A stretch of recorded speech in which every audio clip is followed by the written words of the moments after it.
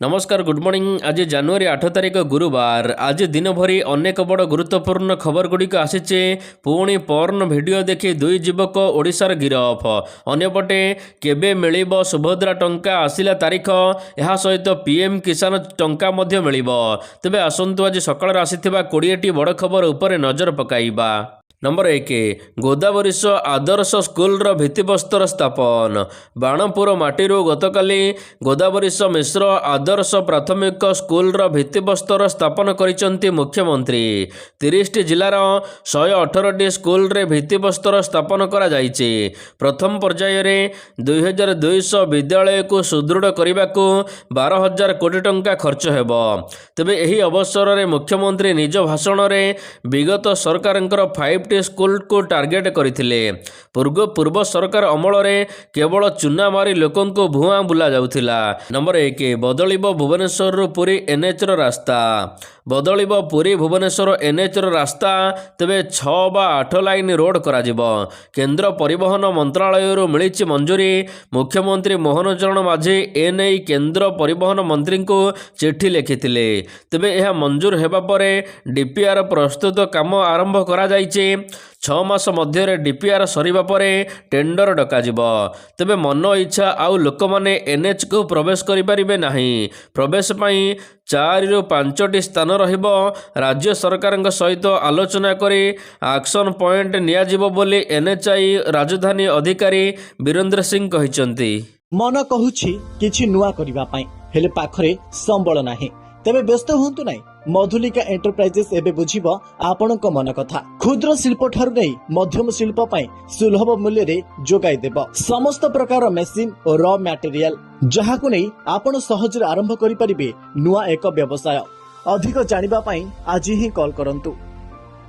Number 3 Piyush को लगिला court रु झटका, मंच चढ़ा को बारण।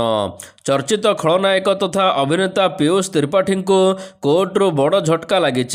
एक यात्रा पार्टी सहित चुक्ति खिलाफ अभियोग मामला रे कोर्ट तांको ऊपर रोक लगाइचंती। कोर्टक निर्देश अनुसार परवर्ती शुणाणी नहेबा पर्यंत अभिनेता पीयूष त्रिपाठी मंच चढ़ी पारिबे नाही। उल्लेखनीय गत 1 वर्ष पर पुणी थरे पीयूष गत जनवरी 5 तारिख रे मंच को फेरी। तेबे कोर्ट पुणी थरे तांको ऊपर रोक लगाइचंती। नंबर 4 एप्रिल रु ओडिशा रे जनगणना आरंभ। एप्रिल मासरू ओडिशा रे आरंभ हेबो जनगणनार प्रथम पर्याय। 2027 फेब्रुआरी रे हेबो द्वितीय पर्याय जनगणना।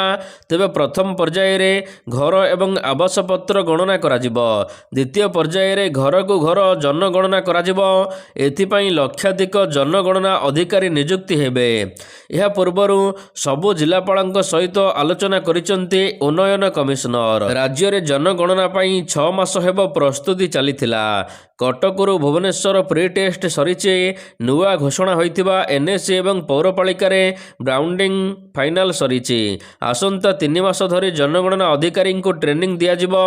200 घर पाई जणे जनगणना अधिकारी नियुक्ति हेबे। नंबर 5 श्रीमंदिर घिओ विवाद, 2 जण सुआर को नोटिस। श्रीमंदिर परिसर को अधिकृत ओम्फेड घिओ बदल में बाहर अन्य खोला घिओ बाहर लोकों द्वारा निया जाइथिबा बेले श्रीमंदिर प्रशासन द्वारा यह जबत करा जाइछि। तेबे एने सुआर महासुआर नियोग को सूचित करिछि श्रीमंदिर प्रशासन। यह पर श्रीमंदिर वरिष्ठ सुपरभाइजर एवं श्रीमंदिर कमांडर को एथिपाई पदक्षेप नेबा को निर्देश दिया जाइथिला। एथिरे कौनसी व्यतिक्रम बरदास्त करा जिवो नाही। नंबर 6 आज मंडी उठिबो धान। आज समस्त मंडी उठिबो धान। मिलर्स एसोसिएशन एभली प्रतिक्रिया परे चाषी को मिली आश्वस्ति। तेबे सरकार पक्षर एपर्यंत लिखित प्रतिश्रुति दि जाई नाही किंबा दाबी पूरण को नहीं सहमति देखाई नांते सरकार। तेणु सरकार को 15 दिनर मोहलत देइचंती मिलर्स मालिक संघ। मिलर्स एवं सरकार मध्य लागिथिबा छक्का पंजारे एबे पड़िछि पूर्णछेद। सरकार को प्रतिश्रुति पूरण करने को 15 दिन समय देइचंती मिलर्स मालिक। नंबर 7 प्रोटोकॉल दर्शन व्यवस्था एवं संपूर्ण गोलमालिया होइछि। श्रीमंदिर रे केमिति श्रृंखलित हेब दर्शन ए नहीं मानस मंथन करुछि श्रीमंदिर प्रशासन। तेबे धाड़ी दर्शन पाई एसओपी प्रस्तुत होइथिबा बेले प्रोटोकॉल दर्शन पाई मध्य कराजिबो एसओपी। ଯେଉଁମାନେ ପାଇବେ ପ୍ରୋଟୋକଲର ଦର୍ଶନ ସେମାନଙ୍କୁ ଚିହ୍ନଟ ପ୍ରକ୍ରିୟା ମଧ୍ୟ ଆରମ୍ଭ ହୋଇଛି। ଜଗା ଦର୍ଶନ ପାଇଁ ଯନ୍ତ୍ରଣାରେ ଛଟପଟ ହେଉଛନ୍ତି ଭକ୍ତ। ଭିଡ଼ ଭିତରେ ଘଣ୍ଟା ଘଣ୍ଟା ଧରି ଧାଡ଼ିରେ ଛିଡ଼ା ହେବା ପରେ ମିଳୁନାହିଁ ଦର୍ଶନ ସୁଯୋଗ। କୌଣସି ବରିଷ୍ଠ ବ୍ୟକ୍ତି ଆସିଲେ କିନ୍ତୁ ସ୍ୱତନ୍ତ୍ର ଦର୍ଶନ ସୁବିଧା ମିଳୁଛି। ନମ୍ବର 8 ଓଡ଼ିଶାରେ 14 ଦିନ ଯାଏଁ ସ୍କୁଲ ଛୁଟି ଘୋଷଣା। ଖୋର୍ଦ୍ଧା ଜବାହାର ନବୋଦୟ ବିଦ୍ୟାଳୟରେ ଜଣ୍ଡିସ୍ ବ୍ୟାପିବା ଘଟଣା। 14 ତାରିଖ ପର୍ଯ୍ୟନ୍ତ ବନ୍ଦ ହେଲା ବିଦ୍ୟାଳୟର କ୍ୟାମ୍ପସ ପରିସର। ଦିଲ୍ଲୀରୁ ଟିମ୍ ଆସି ଅନୁଧ୍ୟାନ କରିବା ପରେ ଏପରି ନିଷ୍ପତ୍ତି ନିଆଯାଇଛି। ଜଣ୍ଡିସ୍ ବ୍ୟାପିବାର କାରଣ ପରୀକ୍ଷା ପାଇଁ ନବୋଦୟ ବିଦ୍ୟାଳୟ କ୍ୟାମ୍ପସରେ ପହଞ୍ଚିଥିଲେ ଦିଲ୍ଲୀରୁ ଟିମ୍। ଖୋର୍ଦ୍ଧା ଜବାହାର ନବୋଦୟ ବିଦ୍ୟାଳୟରେ ଜଣ୍ଡିସ୍ ଆକ୍ରାନ୍ତରେ ସଂଖ୍ୟା ଏବେ ବଢ଼ି ବଢ଼ି ଚାଲିଛି। ମଙ୍ଗଳବାର ସୁଦ୍ଧା ବିଦ୍ୟାଳୟରେ ଜଣେ ଶିକ୍ଷକଙ୍କୁ ମିଶାଇ ମୋଟ ଆକ୍ରାନ୍ତଙ୍କ ସଂଖ୍ୟା 54ରେ ପହଞ୍ଚିଥିବା ବେଳେ ଜିଲ୍ଲା ମୁଖ୍ୟ ଚିକିତ୍ସା ଅଧିକାରୀ କହିଛନ୍ତି ବିଶ୍ୱସ୍ତ ସୂତ୍ରରୁ ମିଳିଛି ଯେ ଏହି ସଂଖ୍ୟା 72 ଡେଇଁଲାଣି। ନମ୍ବର 9 ବିକଶିତ ଓଡ଼ିଶା ପାଇଁ ବିକାଶ ନକ୍ସା। ବିକାଶ ପାଇଁ ରାଜ୍ୟ ସରକାରଙ୍କର ରୋଡ୍ ମ୍ୟାପ୍। ଜୁନ୍ ସୁଦ୍ଧା 65,000 ସରକାରୀ ପଦ ପୂରଣ କରିବାକୁ ନିର୍ଦ୍ଦେଶ ଦେଇଛନ୍ତି ମୁଖ୍ୟମନ୍ତ୍ରୀ। ମୁଖ୍ୟମନ୍ତ୍ରୀଙ୍କ 15 ସୂତ୍ରୀ ନିର୍ଦ୍ଦେଶକୁ କଡ଼ାକଡ଼ି ଭାବରେ ପାଳନ କରିବାକୁ ମୁଖ୍ୟ ଶାସନ ସଚିବ ଅନୁ ଗାର୍ଗ ସମସ୍ତ ବିଭାଗୀୟ ସଚିବଙ୍କୁ ନିର୍ଦ୍ଦେଶ ଦେଇଛନ୍ତି। 15 ସୂତ୍ରୀ ନିର୍ଦ୍ଦେଶ ପାଳନକୁ ନେଇ ବିଭାଗୀୟ ସଚିବ କ'ଣ ସବୁ ଯୋଜନା କରିଛନ୍ତି ଏ ନେଇ ରିପୋର୍ଟ ଦେବାକୁ କହିଛନ୍ତି ଅନୁ ଗର୍ଗ। ଓଡ଼ିଶା ସରକାରଙ୍କର ବିଭିନ୍ନ ବିଭାଗର ସଚିବମାନଙ୍କୁ ନେଇ ଜାନୁଆରୀ 1 ତାରିଖରେ ଗୁରୁତ୍ୱପୂର୍ଣ୍ଣ ବୈଠକ ପରେ ବିକଶିତ ଓଡ଼ିଶା ପାଇଁ ନକ୍ସା ପ୍ରସ୍ତୁତ କରାଯାଇଛି। ନମ୍ବର 10 48 ଘଣ୍ଟାରେ 9 ଜିଲ୍ଲାରେ ପ୍ରବଳ ବର୍ଷା ସହିତ ପବନ। ଚଳିତ ଶୀତ ଋତୁରେ ସୃଷ୍ଟି ହୋଇଛି ଲଘୁଚାପ। ଦକ୍ଷିଣ ପୂର୍ବ ବଙ୍ଗୋପସାଗର ଏବଂ ସଂଲଗ୍ନ ବିଷୁବରେଖା ନିକଟସ୍ଥ ପୂର୍ବ ଭାରତ ମହାସାଗର ଅଞ୍ଚଳରେ ସୃଷ୍ଟି ହୋଇଥିବା ଲଘୁଚାପ କ୍ଷେତ୍ର ଅଧିକ ଘନୀଭୂତ ହୋଇଛି। ଆଜି ସକାଳେ ସମାନ ଅଞ୍ଚଳରେ ସ୍ପଷ୍ଟ ଚିହ୍ନିତ ଲଘୁଚାପରେ ପରିଣତ ହୋଇଛି। ତେବେ 48 ଘଣ୍ଟା ମଧ୍ୟରେ ଏହା ପଶ୍ଚିମ ଉତ୍ତର ପଶ୍ଚିମ ଦିଗକୁ ଗତି କରିବ। ଏଥିପାଇଁ ଓଡ଼ିଶାର 9 ଜିଲ୍ଲାରେ ବର୍ଷା ସମ୍ଭାବନା ରହିଥିବା ପାଣିପାଗ ବିଭାଗ ପକ୍ଷରୁ ସତର୍କ ସୂଚନା ଜାରି କରାଯାଇଛି। ଏହି ଜିଲ୍ଲାଗୁଡ଼ିକ ହେଉଛି ସୁନ୍ଦରଗଡ଼, ଝାରସୁଗୁଡ଼ା, ବରଗଡ଼, ବଲାଙ୍ଗୀର, ସମ୍ବଲପୁରରେ ବର୍ଷା କୁଆପଥର ବର୍ଷା ସମ୍ଭାବନା ରହିଛି। ଅନ୍ୟପଟେ ଆସନ୍ତା 10 ତାରିଖ ବେଳକୁ ଉପକୂଳ ଓଡ଼ିଶାରେ ସ୍ୱଳ୍ପ ଧରଣର ବର୍ଷା ସମ୍ଭାବନା ରହିଛି। ନମ୍ବର 11 ଏସ୍ମା ଲଗାଇ ସରକାର ଚୁପ୍। ତୁଟୁନି ସରକାର ଏବଂ ଡାକ୍ତରଙ୍କ ମଧ୍ୟରେ ବିବାଦ। ଏସ୍ମା ଲାଗୁ ପରେ ବି 2 ଘଣ୍ଟିଆ ଓପିଡି ସେବା ବନ୍ଦ ପାଇଁ ଆନ୍ଦୋଳନ ଚାଲିଛି। ଘଣ୍ଟା ଘଣ୍ଟା ଧରି ଅପେକ୍ଷା କରି ହନ୍ତସନ୍ତ ହେଉଛନ୍ତି ରୋଗୀ। ରାଜ୍ୟର ବିଭିନ୍ନ ସ୍ଥାନରେ ଏଭଳି ଦୟନୀୟ ସ୍ଥିତି ଦେଖିବାକୁ ମିଳିଛି। ଏବେ ପ୍ରଶ୍ନ ଉଠୁଛି ସରକାର ଏବଂ ଡାକ୍ତରଙ୍କ କଳି ଭିତରେ କାହିଁକି ପେଶି ହେଉଛନ୍ତି ରୋଗୀ। ଆଇନଜୀବୀଙ୍କ ମତରେ ନିୟମ ନ ମାନିଲେ ଆନ୍ଦୋଳନ କରୁଥିବା ଡାକ୍ତରଙ୍କୁ ଗିରଫ କରାଯାଇପାରେ। ନମ୍ବର 12 ଆଜିଠାରୁ ଭିତରକନିକା ବନ୍ଦ। କୁମ୍ଭୀର ଗଣନା ପାଇଁ ଆଜିଠାରୁ ପର୍ଯ୍ୟଟକଙ୍କ ପାଇଁ ବନ୍ଦ ରହିବ ଭିତରକନିକା। ଆଜିଠାରୁ 10 ତାରିଖ ପର୍ଯ୍ୟନ୍ତ 3 ଦିନ ଧରି ବନ୍ଦ ରହିବ ଭିତରକନିକା। ଭିତରକନିକାର ନଦୀ, ନାଳ ଏବଂ ସବୁଠାରେ ବଉଳା କୁମ୍ଭୀର ଗଣନା ହେବ। ତେବେ ଆଜି ଗଣନାକାରୀ ଅଧିକାରୀମାନଙ୍କୁ ପ୍ରଶିକ୍ଷଣ ଦେବା ପରେ ସେମାନେ ଆଜିଠାରୁ ଗଣନା ଆରମ୍ଭ କରିବେ ବୋଲି ଜଣାପଡ଼ିଛି। କୁମ୍ଭୀର ଗଣନା ସମୟରେ ନଦୀରେ ବୋଟ ଚଳାଚଳ କଲେ କୁମ୍ଭୀର ଗଣନାରେ ବାଧା ସୃଷ୍ଟି ହେବ। ଏଥିପାଇଁ ପର୍ଯ୍ୟଟକଙ୍କ ପାଇଁ ବନ୍ଦ ରହିଲା ଆଜିଠାରୁ Bhitarkanika. Number 13 child porn video ଦେଖି ବନ୍ଧା ହେଲେ 2 ଯୁବକ। ସାଲେପୁର ଥାନା ମନ୍ତର ଗାଁର ସଦୟ ଖାନ ଇଣ୍ଟରନେଟ୍ରୁ ଶିଶୁ ସମ୍ପର୍କିତ ଅଶ୍ଳୀଳ ଭିଡ଼ିଓ ବା ଚାଇଲ୍ଡ ପର୍ନ ଭିଡ଼ିଓ ଡାଉନଲୋଡ୍ କରୁଥିଲେ। ଫୋନ୍ରେ ଦେଖୁଥିଲେ। ଏକାଧିକ ବାର ସେ ଏସବୁକୁ ଅନ୍ୟ ୱେବସାଇଟ୍ରେ ଅପଲୋଡ୍ କରିଥିଲେ। ସେହିପରି ଯାଜପୁର ଜିଲ୍ଲା ମଙ୍ଗଳପୁର ଥାନା ଅନ୍ତର୍ଗତ ଧାନବାଦର ମୁକେଶ ବାରିକ ନିଜ ଫୋନ୍ରେ ସମାନ ଧରଣର ଭିଡ଼ିଓ ରଖିଥିଲେ। ବିଭିନ୍ନ ଟେଲିଗ୍ରାମ ଗ୍ରୁପକୁ ଉକ୍ତ ଭିଡ଼ିଓ ପଠାଇବା ପରେ ବାରମ୍ବାର ହ୍ୱାଟ୍ସଆପ୍ରେ ଫରୱାର୍ଡ କରୁଥିଲେ। ଭିନ୍ନ ଭିନ୍ନ ସୋସିଆଲ ମିଡ଼ିଆରେ ସାଙ୍ଗସାଥୀଙ୍କୁ ପଠାଉଥିଲେ। ଏହାପରେ ତାଙ୍କୁ ମଧ୍ୟ ଆରେଷ୍ଟ କରାଯାଇଛି। ନମ୍ବର 14 ମିଳିବ ସୁଭଦ୍ରା ଟଙ୍କା, ଆସିଲା ତାରିଖ। ସୁଭଦ୍ରା ଯୋଜନାକୁ ନେଇ ମହିଳାମାନେ ଅପେକ୍ଷା କରିଥିବା ବେଳେ ସୁଭଦ୍ରା ଯୋଜନା କେବେ ମିଳିବ ଏ ନେଇ ତାରିଖ ଆସିଛି। ପୂର୍ବରୁ ସୁଭଦ୍ରା ଯୋଜନା ଜାନୁଆରୀ 30 ତାରିଖରେ ମିଳିବ ବୋଲି କୁହାଯାଇଥିଲା। କିନ୍ତୁ ଏବେ ତାରିଖ ପରିବର୍ତ୍ତନ ହୋଇଛି। ଜାନୁଆରୀ 30 ପରିବର୍ତ୍ତେ ଏବେ ଫେବୃଆରୀ 8 ତାରିଖରେ ସୁଭଦ୍ରା ଯୋଜନାର ଟଙ୍କା ମିଳିବ ବୋଲି ଏବେ ସୂଚନା ଦିଆଯାଇଛି। ଯେଉଁମାନେ ଟଙ୍କା ପାଇନାହାନ୍ତି, ପ୍ରଥମ ଥର ଟଙ୍କା ପାଇବାକୁ ଯାଉଛନ୍ତି, ସେମାନଙ୍କୁ ଏକା ସାଙ୍ଗରେ 10,000 ଟଙ୍କା ମଧ୍ୟ ମିଳିବ। ନମ୍ବର 15, ଭଦ୍ରକ ଜିଲ୍ଲାରେ 129 ଡାକ୍ତର ପଦବୀ ଖାଲି। ଭଦ୍ରକ ଜିଲ୍ଲା ମୁଖ୍ୟ ଡାକ୍ତରଖାନା ଉପରେ 18 ଲକ୍ଷରୁ ଅଧିକ ଲୋକ ନିର୍ଭର କରୁଛନ୍ତି। ଜିଲ୍ଲା ମୁଖ୍ୟ ଚିକିତ୍ସାଳୟକୁ ପ୍ରତିଦିନ 1500ରୁ ଅଧିକ ରୋଗୀ ଆସନ୍ତି। ତେବେ ଗତ 4 ମାସ ହେବ ଡାକ୍ତରଖାନାରେ ନବକଳ ହୋଇଥିଲେ ମଧ୍ୟ ଡାକ୍ତରଙ୍କ ନିଯୁକ୍ତି ସରକାର ଭୁଲି ଯାଇଛନ୍ତି। ଜିଲ୍ଲା ମୁଖ୍ୟ ଡାକ୍ତରଖାନାରେ 171ଟି ମଞ୍ଜୁରୀପ୍ରାପ୍ତ ଡାକ୍ତର ପଦବୀ ଥିବାବେଳେ ଏବେ ମାତ୍ର 42 ଜଣ ଡାକ୍ତର ଅଛନ୍ତି।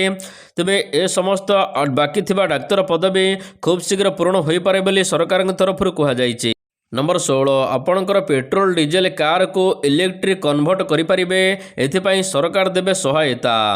ଦିଲ୍ଲୀରେ ଲୋକମାନେ ଏବେ ସେମାନଙ୍କର ପୁରୁଣା କାର ନୁହେଁ ବରଂ ସେମାନଙ୍କର ବିଳାସପୂର୍ଣ୍ଣ କାରକୁ ମଧ୍ୟ କମ୍ ମୂଲ୍ୟରେ ବିକ୍ରି କରିବାକୁ ବାଧ୍ୟ ହେଉଛନ୍ତି। ତେବେ କଠୋର ନିୟମ ପ୍ରଦୂଷଣ ପାଇଁ ବଢ଼ୁଥିବା ବେଳେ ପୁରୁଣା ଯାନବାହନ ଉପରେ ସରକାର ଲକ୍ଷ ଲକ୍ଷ ଟଙ୍କା ମାଲିକମାନେ କ୍ଷତି ସହୁଛନ୍ତି ସରକାରଙ୍କ ପାଇଁ। ତେବେ ଦିଲ୍ଲୀ ସରକାରଙ୍କ ପକ୍ଷରୁ ଏବେ ଆଶ୍ୱସ୍ତିକର ଖବର ଆସିଛି। ଆପଣଙ୍କର ପୁରୁଣା ପେଟ୍ରୋଲ କିମ୍ବା ଡିଜେଲ କାରଗୁଡ଼ିକ ବିକ୍ରି କରିବା ଅପେକ୍ଷା ଏହାକୁ ଇଲେକ୍ଟ୍ରିକ୍ ଯାନରେ ପରିବର୍ତ୍ତନ କରିବାର ବିକଳ୍ପ ପ୍ରଦାନ କରିବାକୁ ଯାଉଛନ୍ତି ସରକାର। ଇଲେକ୍ଟ୍ରିକ୍ ଯାନ ନୀତି 2.0 ଅଧୀନରେ ଏବେ ପୁରୁଣା କାରଗୁଡ଼ିକୁ ଇଲେକ୍ଟ୍ରିକ୍ କନଭର୍ଟ କରିପାରିବେ। ସରକାର ଏଥିପାଇଁ ମଧ୍ୟ ପୂର୍ବରୁ ଯେଉଁ ଘୋଷଣା କରିଥିଲେ ସହାୟତା ଦେବେ ସବସିଡି, ଏଥିରେ ମଧ୍ୟ ଲାଗୁ କରାଯିବ। ନମ୍ବର 17, ଖୁସି ଖବର, ଏହି ଦିନ ଆସିବ PM କିଷାନ ଟଙ୍କା। ଚାଷୀଙ୍କ ପାଇଁ ବଡ଼ ଖବର। PM କିଷାନ ସମ୍ମାନ ନିଧି ଯୋଜନାରେ 22ତମ କିସ୍ତି ଟଙ୍କା ପ୍ରଧାନମନ୍ତ୍ରୀ କିଷାନ ସମ୍ମାନ ନିଧି ଯୋଜନାର ଦେଶର ଲକ୍ଷ ଲକ୍ଷ କ୍ଷୁଦ୍ର ଚାଷୀ ଏବଂ ନାମମାତ୍ର ଚାଷୀ ସହାୟତା ପାଇବେ। ତେବେ ସରକାରଙ୍କ ଦ୍ୱାରା କୁହାଯାଇଛି କି ଚାଷୀମାନଙ୍କୁ 21ତମ କିସ୍ତି ମିଳିସାରିଛି, ଏବେ 22ତମ କିସ୍ତି ମିଳିବାକୁ ଅପେକ୍ଷା କରିଛନ୍ତି ଚାଷୀ। ସୂଚନା ଅନୁସାରେ ଜାନୁଆରୀରୁ ମାର୍ଚ୍ଚ ଶେଷ ସପ୍ତାହ ବେଳକୁ 22ତମ କିସ୍ତି ଟଙ୍କା ଚାଷୀଙ୍କ ଆକାଉଣ୍ଟରେ ମିଳିପାରେ ବୋଲି ଗଣମାଧ୍ୟମ ରିପୋର୍ଟରେ କୁହାଯାଉଛି। ନମ୍ବର 18, ଆତ୍ମସମର୍ପଣ କଲେ 26 ଜଣ ମାଓବାଦୀ। ମାଲକାନଗିରି ଜିଲ୍ଲା ସୀମାନ୍ତ ଛତିଶଗଡ଼ର ସୁକମା ଜିଲ୍ଲା ପୋଲିସ ନିକଟରେ ଗତକାଲି ଆନ୍ଧ୍ର ଏବଂ ଓଡ଼ିଶା ସୀମା ଡିଭିଜନର 26 ଜଣ ମାଓବାଦୀ ଆତ୍ମସମର୍ପଣ କରିଛନ୍ତି। ଟାର୍ଗେଟକୁ ଆଉ ମାତ୍ର ହାତ ଗଣତି କିଛି ଦିନ ଥିବାବେଳେ ତେବେ ମାଓବାଦୀମାନେ ଶେଷ ସୁଯୋଗ ପାଇଁ ନିଜର ଆତ୍ମରକ୍ଷା ପାଇଁ ଆତ୍ମସମର୍ପଣ କରିବାକୁ ବାଧ୍ୟ ହେଉଛନ୍ତି। ଜିଲ୍ଲା ପୋଲିସ କାର୍ଯ୍ୟାଳୟରେ ଆୟୋଜିତ ସ୍ୱତନ୍ତ୍ର କାର୍ଯ୍ୟକ୍ରମରେ ଏସ୍ପିଙ୍କ ଅଧୀନରେ ଆତ୍ମସମର୍ପଣ କଲେ 26 ଜଣ ମାଓବାଦୀ। ନମ୍ବର 19, ଆମେରିକା ରୁଷିଆ ମୁହାଁମୁହିଁ। ଭେନେଜୁଏଲା ବିରୁଦ୍ଧରେ ସାମରିକ କାର୍ଯ୍ୟାନୁଷ୍ଠାନ ପରେ ଆମେରିକା ଏବେ ଆଣ୍ଟାର୍କଟିକା ମହାସାଗରରେ ରୁଷୀୟ ପତାକାଯୁକ୍ତ ଏକ ତୈଳ ଟ୍ୟାଙ୍କର ମାରିନୋରକୁ ଜବତ କରି ନେଇଛି। ଆମେରିକୀୟ ନୌସେନା ପ୍ରାୟ 2 ସପ୍ତାହରୁ ଅଧିକ ସମୟ ଧରି ଏହି ଟ୍ୟାଙ୍କରର ପିଛା କରୁଥିଲେ।